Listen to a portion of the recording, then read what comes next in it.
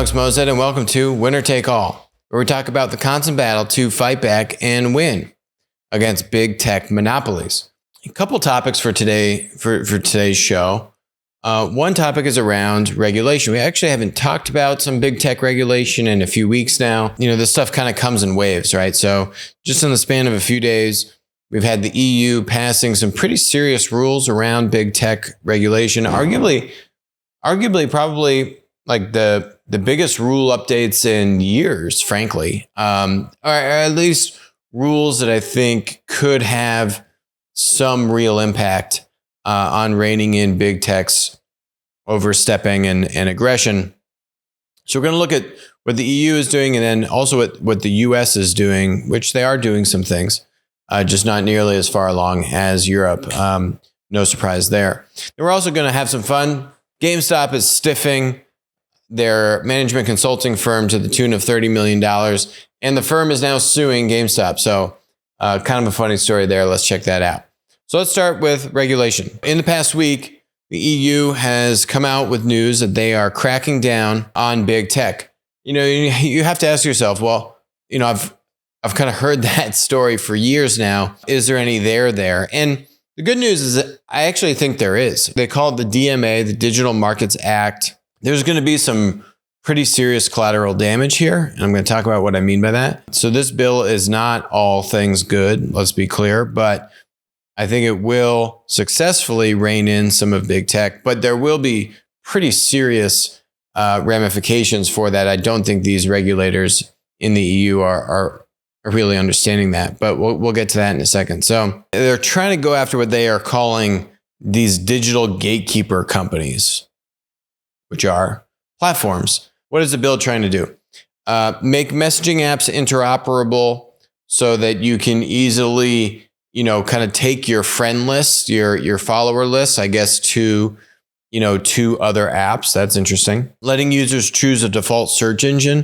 This has already been a thing. There's actually already a law, and Google has skirted around this. I don't know, maybe they're kind of trying to change the loopholes that Google found in their compliance to the existing rule that's already in place around search engine selection. Ensuring fair access conditions for app stores. This is basically targeting Apple and Google. Gaining explicit content consent to combine personal data to target ads. Okay. More GDPR, which honestly honestly backfired and was a failure. Fair conditions on app stores, good. Protecting producers. Who do platform monopolies take advantage of when they get to monopoly scale? It's actually not the consumer. Maybe on the fringe, the consumer is disadvantaged, but on the whole, consumers are still probably in the positive with all the value they get from these platform monopolies. It's the producers, it's the suppliers who get taken advantage of, right? So ensuring fair access conditions on app stores, big deal. That's helping your app developers not get disadvantaged by Apple and Google. What are some examples of this? Look at Spotify versus Apple and Apple Music. Look at, basically any app. If you talk to the Fortnite folks, they will talk your head off for weeks, if not months, about all the ways that they have been taken advantage of by big tech monopolies, hurting their ability to do what they want in the App Store. But basically, you've seen many of these app stores give their own apps advantages and access to, for example, APIs. With Tile, where Tile wanted access to certain APIs, Apple wouldn't give it to them. Then Apple launches their own competitive product literally the next day while Tile is testifying to Congress. So you see this all over the place. Tech monopoly advantages their own products, disadvantages third-party products. This is trying to level that playing field as it relates to app stores. The last bullet here, which I think is the most important bullet, is banning platforms from ranking their own products higher than others. So Amazon ranking its own Amazon Basics products higher than other third-party seller products. Boom, that's in trouble.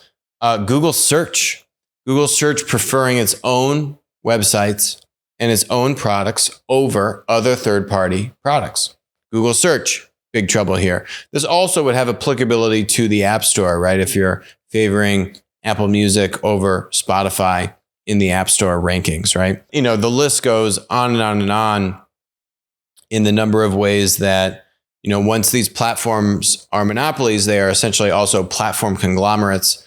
And when they have multiple products that are now competing against third-party producers' products, then they favor and advantage their own products. So this comes directly at that. So all that on the face of it is good. The data thing is a quagmire for EU and GDPR. GDPR has helped Apple and Google, not hurt them. Go watch our other video talking about why that is if you're interested. Here's where it gets mucky is, what are they defining as a gatekeeper? So negotiators agreed that gatekeepers include companies with a market value of 75 billion euros, okay, or 7.5 billion euros in annual revenue within the EU, and at least 45 million monthly users and 10,000 yearly business users of at least one core platform. That's like a bunch of companies in addition to platforms, right? What they're missing here, and this is frankly the issue that regulators, whether in the EU or in the US or elsewhere, have failed to grasp about platforms and this definition, or regulators and legislators have failed to grasp about the dynamic of the platform business model, is that it's two-sided. You got consumers on one side and you have producers on the other. So nowhere in this definition are they illuminating this dynamic, right? So if you go look at Platt, the ETF that we launched with Wisdom Tree, you can go look at how we created an index to define what is a public stock, a public platform stock, and how do we quantify that and how do we track that? And so if you go on Wisdom Tree's site, learn more about the index that Platt is designed to track. Look at the equity index methodology. Here it is. It's 132 pages of how we have created an index to qualify if you are actually a platform business or not. What's the cheat sheet, the TLDR, is basically there is a producer-consumer dynamic, which does not exist anywhere in this definition. Just says you need to have 45 million monthly users and 10,000 business users, and then you make a bunch of money. So that could be banks, linear transportation companies, right? Like airlines and stuff. I mean, there's so many companies that would fit this definition. It's well-intentioned, but it's lazy. And it's just low-grade quality work, right? Like you're not doing justice to the qualification about the regulatory burden that these rules will have on the economy. So, you're going after a very specific set of audience, and you have some things which are good to rein in big tech's overstepping. And yes, they have absolutely abused their power and they do need to be reined in. Basically the whole point of our show. But it just, you have so many smart people that get paid so much money. You can't give me a better definition of what a digital gatekeeper is. Ridiculous. So I think this thing goes into effect next year. And it's going to cause chaos for a bunch of large enterprises that are not gatekeepers. The US didn't want to be left out of what the EU is doing. The EU, I think, has actually passed these and they're going to go into effect next year. Maybe there's a way that these rules can be challenged. I don't know. But EU much farther along. US doesn't want to be left out of the 4A. And so now they are saying, hey, we're going to do stuff too.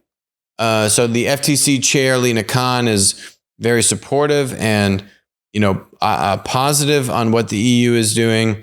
And I guess she's optimistic that the US is going to be able to do stuff too, I guess. This was, I thought, interesting. Representative Ken Buck from Colorado, the top GOP member of the House Judiciary Antitrust Panel, said he expects 3 antitrust reforms to become law this summer.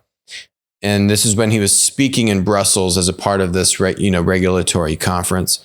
And he says he expects legislation to increase merger filing fees, which basically means, for platform monopolies, for platforms looking to do M&A, they have to pay more money to the government, which I guess should allow the government to get more resources, because our government doesn't already have enough federal employees, to allow them to do more work to potentially challenge, the transaction. Bar tech giants from preferencing their own products. That's a big deal. That was the last bullet from the EU's regulation and the most important bullet of that regulation. So if that goes through, that's a big, big, big deal. And then lastly, third thing here is force Apple and Google to open up their app stores to greater competition, which is actually the second most impactful bullet from the EU. So good. It's actually the top two things that they took, that the EU is doing. This guy is bullish, saying that he thinks they will become law this summer, which would be great news, provided that the US could, again, the US has a similar concept around, just using market cap and revenue and like monthly active users as like some magic mechanism to say, oh yeah, these are gatekeepers because they've got a bunch of users and they were worth a bunch of money. So then they must be a platform monopoly. Like, no, and it's not even close. So provided they can fix that and rein that in, then I'm super bullish on this. Otherwise, yes, you will have an impact on big tech, but at what cost, right? Like, think of all the other companies in this country that are then going to be beleaguered with this lazy. It's just lazy and just like B-grade quality work.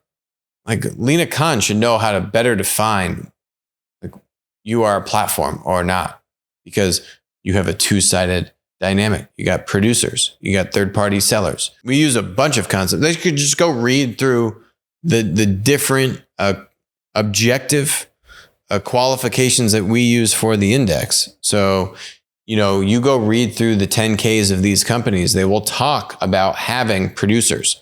They will talk about having third-party producers. They will talk about network effects. They will talk about, you'll see it on the balance sheet that they have an asset-light balance sheet. You'll see it in certain disclosures that, you have to provide, for example, if you have certain supplier or inventory risk, right? You will have different kinds of disclosures if you are a platform company than if you are a linear company where you're, buying your inventory and then reselling it, or however that works, right? Either you're asset heavy or you're asset light. And you start to see that there are much better ways to classify this objectively than just users and big market cap. It's a joke. GameStop is refusing to pay a $30 million bill to their consulting firm. And the only reason we know why is because the consulting firm has now sued GameStop to get that money. That's like, we do advisory work. We charge fees for that work. $30 million. That's a lot of money. Okay. A lot of money. GameStop stock. GameStop has a $12 billion market cap. They do $5 billion in revenue. They are not profitable. They lose money.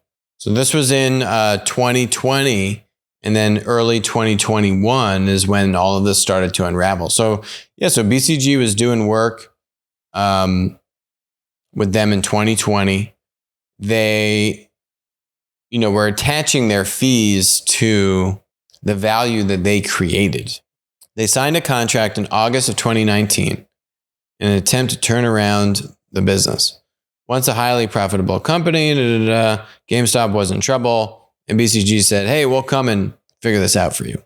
BCG said that its contract with GameStop provided that BCG would be compensated on the greater of, so whichever of these two things is greater, a fixed fee or a variable fee based upon projected profit improvement. And so BCG is saying, hey, GameStop, you haven't given us the information to properly calculate how much profit improvement we have created for you, but we think it's roughly $30 million. The concept of basing BCG's variable fees on projected improvements rather than the actual results was negotiated and agreed upon by the parties specifically to ensure that BCG and GameStop's incentives were aligned. The structure was intended to incentivize BCG to significantly improve profits, prevent BCG from taking credit for and or being penalized for outside factors, and to protect BCG from additional factors such as GameStop's basically inability to execute. So they're doing it off of like predicted or projected profit improvement, not even actual profit improvement. There's just so many things that are crazy with this.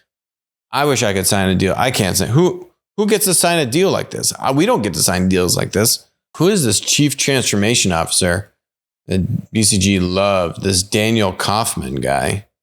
This is who they actually signed the contract with. So this is the guy who did the deal. He was at GameStop for 18 years. And now he has his own, guess what, management consulting firm. So I guess that's how juicy those contracts can be for BCG. Jim Bell, GameStop's CFO, basically was like, no, I'm not doing this contract. and just like wouldn't show up to the meetings and wouldn't give them the information so they could calculate their variable comp. It's interesting why it got to this point, right? Like these management consulting firms, BCG, McKinsey, they are so secretive about the dealings that they have. They don't even really like to mention who their clients are, let alone how they structure their contract.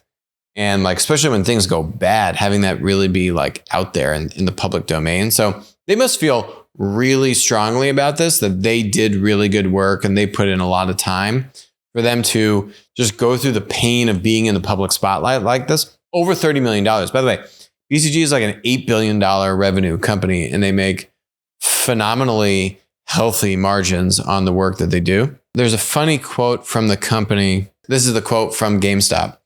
GameStop told the Financial Times, "We do not believe it is in our stockholders' best interest to pay the tens of millions of dollars sought by BCG, especially given their seemingly meager impact on the company's bottom line. We will fight this suit and are proud that GameStop no longer utilizes the likes of BCG for any services." GameStop also said the lawsuit reflects BCG's prioritization of excessive fees over clients' interests. It is confounding that the high-priced consultants at BCG claim to have delivered hundreds of millions in value for GameStop during a period when share price, sales, and debt were at perilous levels. Yeah, I mean, grand scheme of things, BCG, all this negative press, $8 billion company, $30 million bill. Ooh, yeah, it just seems like a pretty tall order. But yeah, they're going for it. And they're in it now. So, and the press is all over this thing. I mean, it has not been a good couple of years for these large management consulting firms. Look at this spat between BCG and GameStop, or McKinsey's deal in South Africa.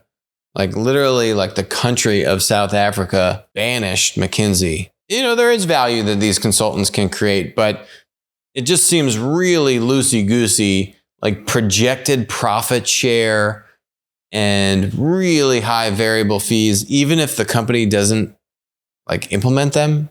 I don't know. It just seems a little detached from reality, BCG. I mean, come on. So anyway, hope you enjoyed our show today. We'll be talking to you soon.